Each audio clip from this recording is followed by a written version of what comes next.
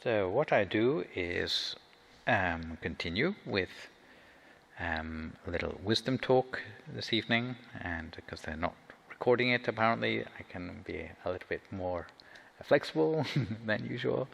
But I will say that generally I give like a half a talk when they invite me either on a Tuesday or a Thursday, and this is the second half of this talk, a talk which is a little bit about the aspect of being respectful, which you might think, oh, well, we know all about that. It's like not slacking NHS employees off or whatever. It's like being respectful, and like they all have the motto stuck on the classroom wall which says respect others so they respect you, and that sort of thing. Actually what I'm talking about is a little bit different from that and it's within the context of picking up good habits in your life, especially at a time in your life when you don't really know what a good habit is. So if you can imagine a poor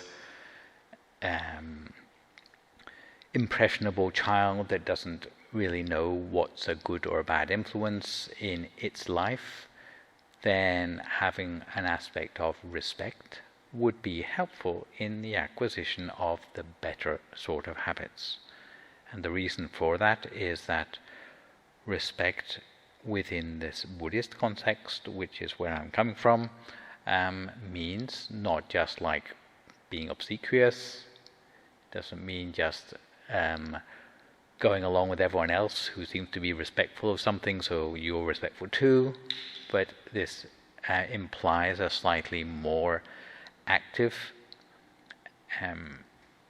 quality in one's personality of looking for positive qualities in everything you meet. So whether it is a person or whether it is an object which might have potential use, then you try to see past the faults in that object or person in order to pick up what you can of the good qualities, maybe things that are better than what you have and which you can learn from and allow to brush off on you. So last time I talked a little bit about some famous names, high-profile celebrities who are often celebrated, but they are not particularly good examples, especially if they have problems with addictive substances. Often, although they're celebrated, but you shouldn't look too closely at what they do in their private lives, because that would not be something you would learn from. However, some people who may not be famous but might be a very good example to you. So how to really seek out those aspects. This topic, you may have noticed, is not just being respectful, but it is expressing respect. And the idea was that sometimes for a very young child, they don't have any inkling of people's character qualities. So in a place like this, which is a Buddhist temple in its sort of day job, then children who come along, often they are invited by their parents or encouraged or have their ears pulled if they don't do it, to bow to the Buddha. Why? Not that a child is going to understand anything better from doing this prostration or whatever, but one day, out of this habit of having to bow or to show respect, as it's done in a traditional Asian way, is that one day they start to ask the question to themselves, what's so good about this clay statue I see in front of me that I should be be paying respect in this way? And at that point something occurs in the mind of that individual, which is more than just sort of bowing out of social custom, which is an attitude of respect, an attitude of seeking what is valuable, what is to be learned from in any situation or a person, which is like internalizing the respect from the actual act of paying respect. So actually the attitude of respect is a little bit more advanced, but what I'm talking about today is expression of respect as a way of reaching towards that sort of attitude. So things that might be thought of as expressing respect don't just include the prostration or the sort of putting one's hand in a gesture of prayer, but last time I said that even things like liking someone's comments on Facebook could be said to be respecting them, or maybe trolling them, I don't know. Even giving a person publicity might be considered a way of showing them respect. Platforming, no platforming, modern day parlance, same sort of idea. So although a lot of the things which I'm talking about might sound a little bit archaic, but even in the present day, just it's changed the way we do it, rather than having gone out of fashion completely. You wouldn't catch your teenagers bowing, I'm sure, but you might catch them forwarding people's posts who they respect, or having their poster on the wall, for example. All of these come within the definition of what I mean by respect. So if I say some things which sound a little bit like they're 1,000 years old, maybe you can translate them into modern day sort of social networking. But generally, in the traditional way of looking at it, ways of paying respect were through the channels of bodily respect, through the things you say, or through the things that you think. Physical ways of paying respect would include politeness, the sort of spiel you get at the beginning of every meditation lesson about not pointing your feet at the monk and that sort of thing, is all because of this respect aspect. Your intentions might be utterly different, but if your body language is saying another thing, then it might be interpreted as disrespectful. Saluting, even in the army, I suppose, saluting is a way of showing respect, right? But the intention might not be there to really sort of look up to your senior officer. Verbal respect, speaking, singing, chanting praises rather than gossiping maliciously would be considered respectful ways of using your speech. Mental respect means thinking about or recollecting, going back over things which you've learned from a person or a thing. In Asia, they go to a lot of trouble to pay respect. Possibly more, and correct me if I'm wrong, than in the Western world, which tends to be a little bit more individualistic, meritocracy. But apparently, a proper way to pay respect has to have a whole lot of components in place to be considered truly an act of respect. And there should be 4 components if it is really like the real deal. If you are familiar with the Old Testament, then you might think that paying respect is like making a burnt offering on an altar somewhere. It's not wrong, but it's not quite the whole story, okay? In the Buddhist perspective, paying respect has the first component would be some sort of token or object which expresses your respect.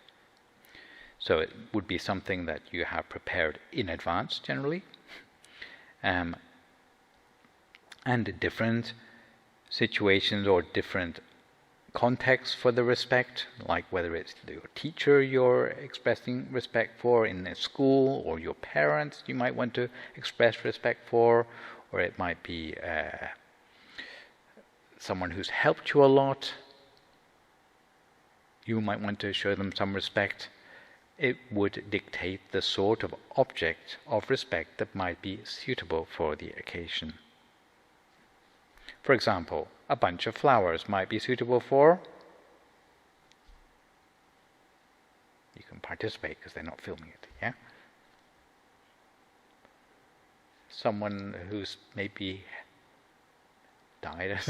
No, someone who's helped you maybe, I don't know.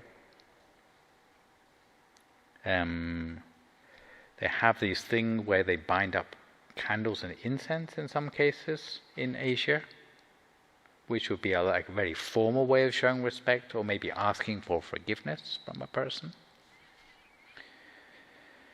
Maybe to monks or spiritual teachers. If it's for your parents, you want to show how grateful you are to your parents who've put up with you for so long. What might be suitable?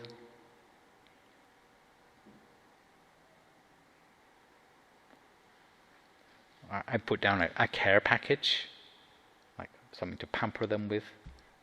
That might be probably a suitable way. And generally the thought which has gone into the gift counts as well. Not just the fact there's been a lot of trouble has gone into it, but sometimes thoughtful understanding for that person's needs or what they might appreciate. Yeah?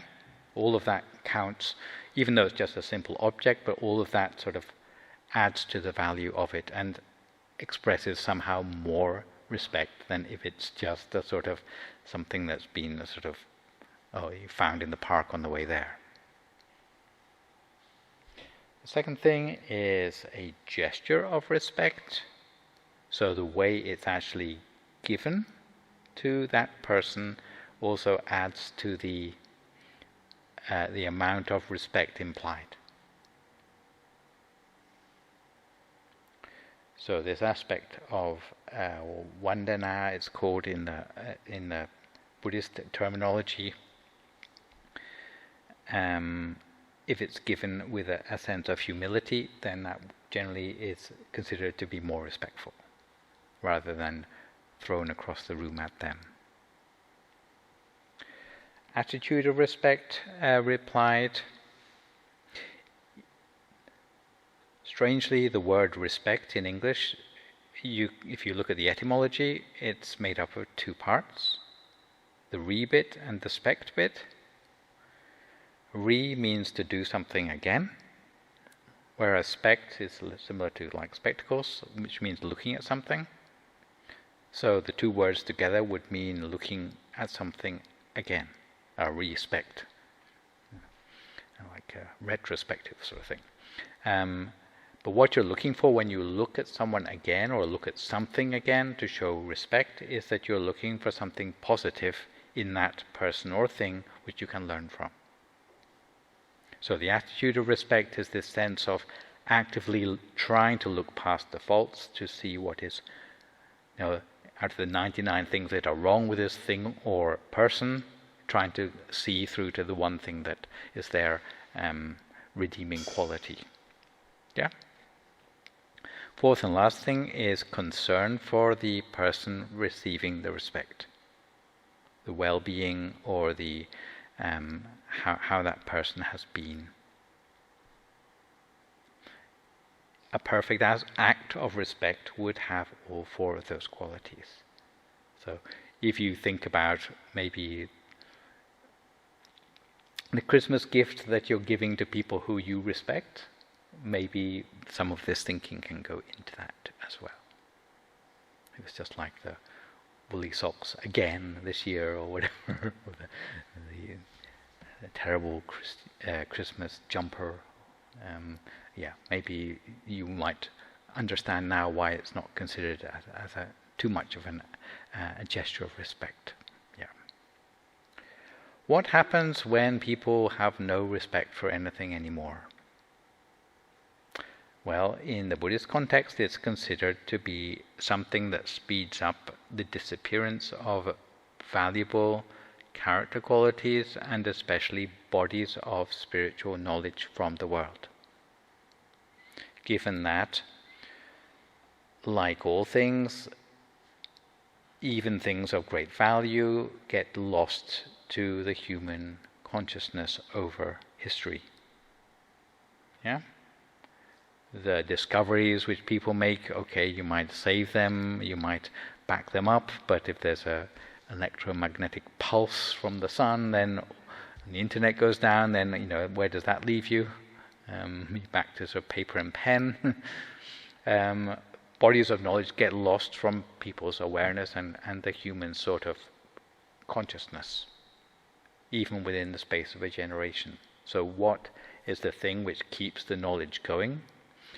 In Buddhism, it is argued that respect is because people respect the fact people know things or can teach things, then it helps to keep that knowledge going. And what happens when people are disrespectful of things of great value is that those things are lost. Just like, they pull the funding on the museum, all the artifacts get lost. The same thing happens for knowledge in libraries when they start sort of putting them on eBay or whatever, because they can't afford all the storage space anymore. In Buddhism, a very dramatic example of a loss of respect is in Afghanistan the loss of the Buddhist statues there, from a big Buddha in the side of the mountain, left with just a hole. But ironically speaking, I heard that after that the big Buddha got blasted out, they discovered a set of scriptures that had been lost for centuries, which were hidden behind the Buddha. So maybe it was a blessing in disguise. Yeah. But generally speaking, once people lose their respect for artifacts of any sort, whether it's Palmyra or whatever, or Bamiyan Buddhas, then that is lost to history. Yeah. But once people no longer value certain aspects of knowledge, then those sorts of knowledge very quickly are lost from the human heritage. Yeah. I'd like to finish with a little story. I wonder if you're up to it. Last time I described pagodas. Can you remember pagodas? What are pagodas? Sort of dragon, is it? Who knows what a pagoda is? Yes. A sort of building, like a monument. And what do they put in them?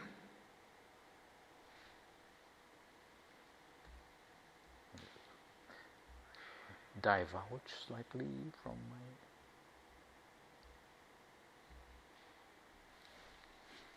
Look a bit like that, generally speaking. That's one from Burma. Do you know what they put in them?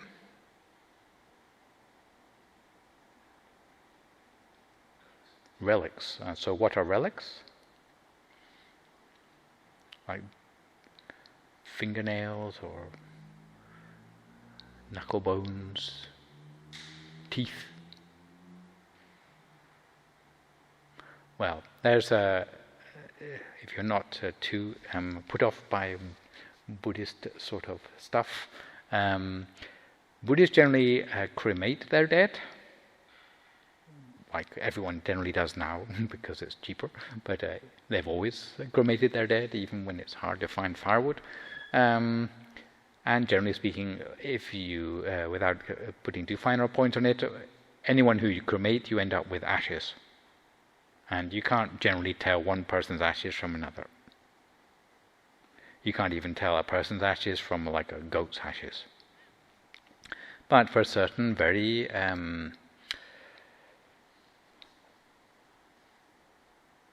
saintly sort of types of people who are very pure in their lifestyle, once they are cremated, there's more than just ashes that are left when they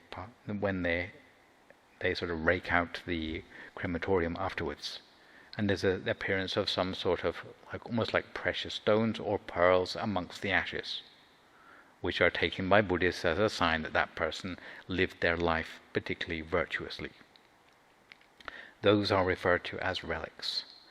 And generally they are prized, and in order to continue to have respect for that person even after they have been cremated, then they enshrine them in things like this, which are called a pagoda. And people can then continue to pay respect to that person's goodness even though they have passed away. Keep alive that memory at least. So Sometimes they have relics, sometimes they are at particular places which are important for Buddhist history, such as the 4 holy places in India, place of birth, enlightenment, first teaching and passing away of the Buddha. And some Buddhists actually go on pilgrimages around those sites in order to get closer to the memory of the Buddha. Sometimes they enshrine scriptures, so they're like books of Buddhist knowledge are sort of sealed up or bricked up in there in order to preserve them. Sometimes they are Buddha statues, a little bit like the one you see at the back of the hall there.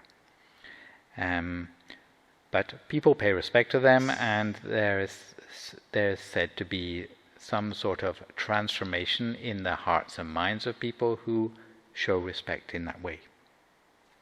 And the story I'd like to tell you is about a lady who paid respect to the Buddha's pagoda after he passed away. And the picture which goes with this one is a little bit like this. It's the best picture I could find of a gourd. You know gourds? You can't eat them generally, but they hollow them out and make them into things.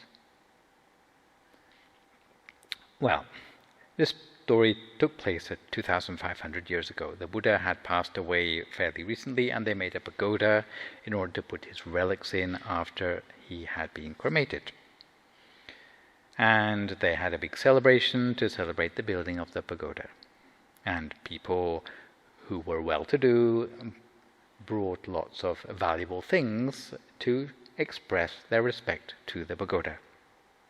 So, full points for well-prepared object, attitude of respect, gesture of respect. Yes. But what about the poor people? What can they do? They certainly couldn't compete with all this sort of opulence which was being left on the pagoda. If you go to a place like Burma, you see people put jewels on the pagoda. Well, there was a poor lady, and her name was Kosaatakii, and she gets her name from this the fact that when she was out in the forest, she found some very pretty yellow gourds, which are called Kosaatakii, or like loofahs, which would be the sort of literal translation. You know what loofahs are? I'm sure a new generation don't know what they are. A loofah, like a bathroom. Can you eat a loofah? Generally, I don't. Well, it might have quite a lot of fiber, dietary fiber in it. But generally, you would not eat a loofah. You'd eat a cucumber, but not a loofah. So, when they are fresh and not sort of made into bathroom objects, then they are yellow, okay? Quite a pretty yellow color, so this sort of yellow. And this lady, being very respectful in her attitude, but lacking the financial wherewithal to go and buy something expensive to show respect on the pagoda, picked 4 of these bright yellow gourds, and was going very quickly and enthusiastically towards the pagoda with the thought she was going to place these in order to show how respectful she was to the Buddha. Unfortunately, it wasn't quite a happy ending, because there's this mad cow, which has already appeared in several of our stories.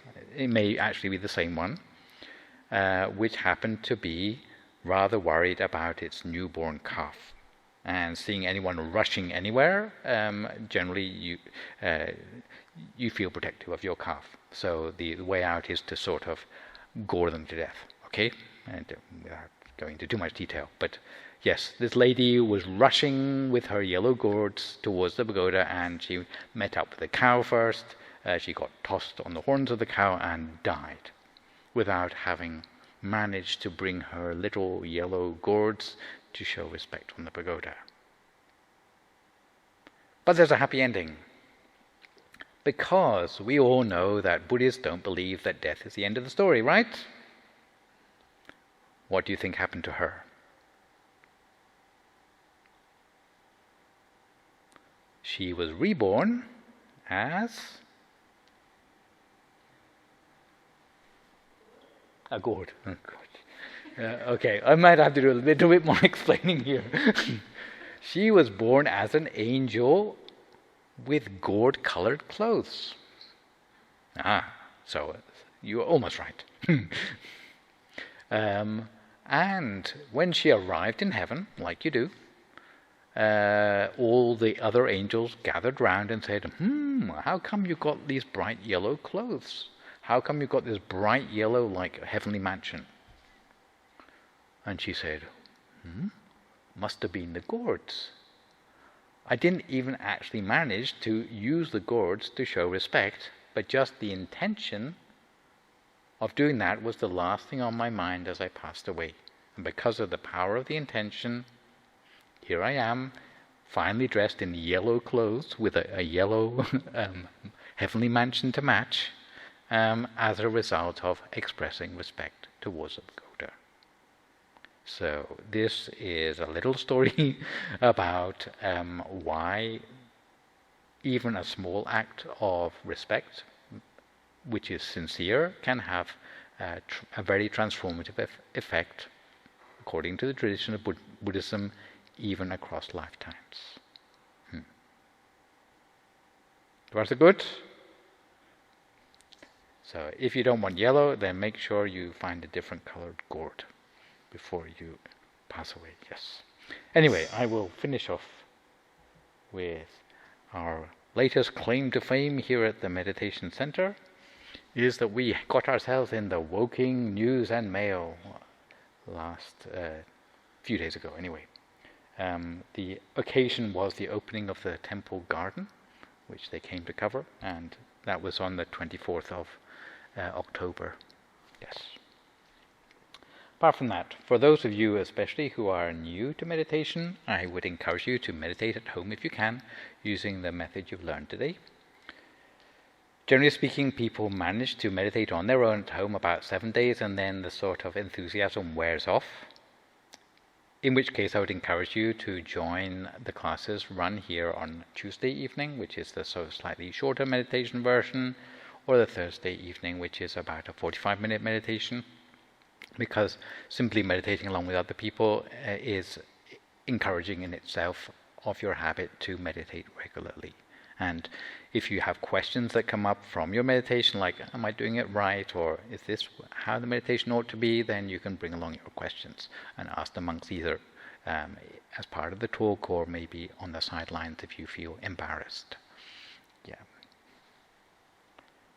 Apart from that, online we have a Zoom meditation throughout Europe every Saturday evening, which is a meditation for about 20 minutes and a themed talk, which might be convenient for some people who either prefer Saturdays or don't want to go out in the cold. And coming up as a special occasion, next full moon day, we have what's known as a full moon meditation. It will be on Saturday the 20th of November. This time, because there's this Thai tradition of floating candle rafts called Loi Kutong, we are doing that as part of after the meditation. So the idea of floating these candle rafts is to float away all your worries together with those. So the theme will be floating away your worries, and you're welcome to come and join in with that. If you don't want to come in person, it's also going to be transmitted online, hopefully, as well. Apart from that, there's an app. We have an app for that, which is if you are a little bit rusty on the meditation technique and you would like to listen to instruction as you are meditating, there's an app which you can download for free called Mind Gem, which works for iOS and also Android, where you have a variety of meditation teachings and talks which you can listen to as you're meditating, and has a timer where if you've set your mind to meditate for half an hour, then you can listen to meditation instruction for 20 minutes and it'll count out the rest of the half an hour for you. So that's quite a useful tool for those of you thinking to meditate regularly. For today, I think that's all I have intended to say, but there is an opportunity for any questions, comments, or feedback which you might have at this time. Wendy would like to look out for anyone who looks like they might have a question at this time.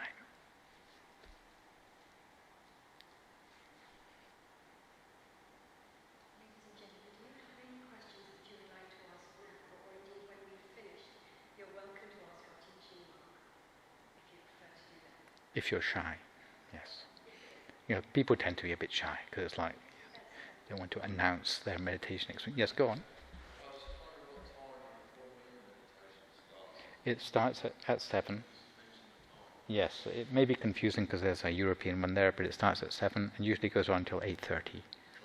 So it's usually 4-hour meditation, lighting of candles, a little bit about 50-minute talk, and then everyone will gather around the pond and float their candle rafts gently so as not to disturb the fish. Yes. Yes, go on. Sorry, I was going to ask, during meditation, I'm really struggling with where my mind needs to be. Looking during the sun, my mind seems to wander from sort of being here, looking vision down, and it's switching, sort of coming in alignment. I don't know where I should be, but confusion. Yeah. Ideally, you wouldn't be like looking down into your body. But the other way of looking at your question is actually trying to get your mind to do anything generally is not a very effective practice in meditation, and just go with what feels comfortable for you. Even if it's up in your head, in fact, if it's comfortable, then go for it. If you find that you're up here, your experience is down there, that's also good if it's comfortable, because it's out of the comfort and sense of being settled and not grasping after something different that your meditation will progress. So even if it's not exactly in your stomach, or even if your awareness seems to be somewhere separate from it, try not to worry about it, but just let yourself be with that, and eventually it'll sort of gravitate towards the center proper by itself in its own time. It sounds like you're doing well already, actually.